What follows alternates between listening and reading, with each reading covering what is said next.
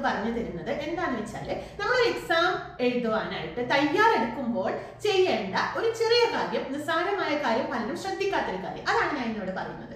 നമ്മൾ ഒരു എക്സാമിന് പ്രിപ്പയർ ചെയ്യാൻ ആഗ്രഹിച്ച് സ്റ്റാർട്ട് ചെയ്യുമ്പോൾ ഈ ഒരു വിവരം നാട്ടുകാരെയും കുടുംബക്കാരെയും ഫ്രണ്ട്സിനെയും ഒന്നും വിളിച്ച് പറയാതിരിക്കുക എന്നുള്ളതാണ് ആദ്യം ചെയ്യേണ്ടത്.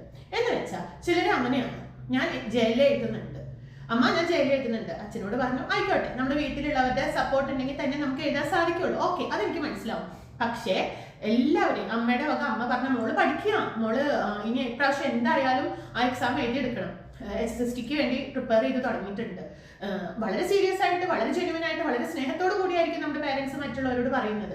അതുപോലെ ഫ്രണ്ട്സിനോട് എന്നെ വിളിക്കേണ്ട, ഇനി കുറച്ച് നാളത്തേക്ക് ഞാൻ ഫുൾ ബിസി ആയിരിക്കും, ഞാൻ ഭയങ്കര പഠിപ്പിലായിരിക്കും. ഹസ്ബൻഡിന്റെ വീട്ടിലാണെങ്കിലും മദറിലോ ഫാദറിലോ സിസ്റ്ററിലോ അങ്ങനെ എല്ലാവരുടെ അടുത്തും നമ്മൾ വളരെ സന്തോഷത്തോടു കൂടി കഥയൊക്കെ അങ്ങ് പറയും.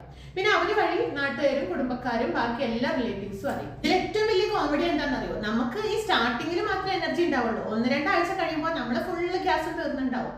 പിന്നെ ഇനിയിപ്പോ പഠിക്കണോ, പഠിച്ചാൽ കിട്ടുമോ, എന്നൊക്കെ പഠിക്കുന്നവരില്ലേ, എനിക്ക് കുറെ പെൻഡിങ് ആയില്ല, ഇങ്ങനെ അനാവശ്യമായിട്ടുള്ള കുറെ ചിന്തകളുടെ ഒരു കൂമ്പാരത്തിന്റെ മുകളിലായിരിക്കും നമ്മൾ നിൽക്കുന്നത്.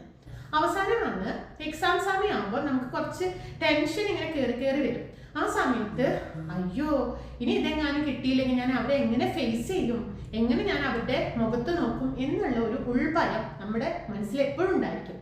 മാത്രമല്ല ഈ കുടുംബക്കാരെ എന്ന് പറയുന്ന ആൾക്കാരിൽ അധികവും നമ്മൾ ഈ എക്സാം എഴുതി കാണണമെന്ന് ആത്മാർത്ഥമായി ആഗ്രഹിക്കുന്നവരൊന്നും ആവില്ല, ഉറപ്പാണ്. വിരലിൽ എണ്ണാവുന്ന ആളുകൾ മാത്രമേ നമുക്ക് നന്മ വരണമെന്ന് ആഗ്രഹിക്കുന്നുള്ളൂ. അത് ചിലപ്പോൾ നമ്മുടെ വീട്ടിലുള്ളവർ മാത്രമായിരിക്കും, ചിലപ്പോൾ വീട്ടിലുള്ള എല്ലാവരും പോലും നമുക്ക് ആ ഒരു ലക്ഷ്യത്തിൽ നമ്മൾ എത്തിയതായിട്ട് കാണാൻ ആഗ്രഹിക്കുന്നുണ്ടാവില്ല. കുറച്ച് അസൂയ, അത്രേ ഉള്ളൂ.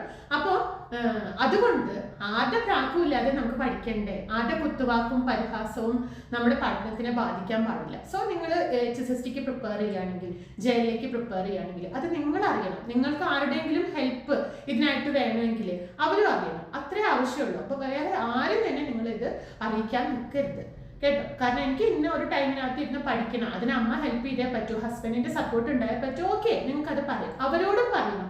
തൽക്കാലം ഈ വിവരം മറ്റാരും അറിയണ്ട. വളരെ ഫേമസ് ആയിട്ടുള്ള ഒരു കോട്ട്സ് ഉണ്ട്, നിങ്ങൾ ഇഷ്ടമാതിരി കേട്ടിട്ടുണ്ടാവും. Study in silence, let success make the noise. മനസ്സിലായി? അതാണ് ഇവിടെ ശ്രദ്ധിക്കേണ്ട കാര്യം, നിശബ്ദത. പല കാര്യങ്ങളും പലപ്പോഴും വിളിച്ച് വിളംബരം ചെയ്ത് നടക്കരുത്. അതിനൊരു സീക്രട്ട് നേച്ചർ ഉണ്ട്. നിങ്ങൾ വിജയിക്കട്ടെ, നിങ്ങൾ നല്ല ലെവലിൽ എത്തട്ടെ, തീർച്ചയായും നമുക്ക് എല്ലാവരോടും ഈ കഥ പറയാം. ഞാൻ ലിസ്റ്റിൽ വന്നിട്ടുണ്ട്, എനിക്ക് ജോലി കിട്ടിയിട്ടുണ്ട്, എന്താ ഒരു കുഴപ്പമില്ല. പക്ഷെ അതുവരെ അതിനൊരു സീക്രട്ട് നേച്ചർ കൊടുക്കാനായിട്ട് ശ്രദ്ധിക്കുക. ഓക്കെ.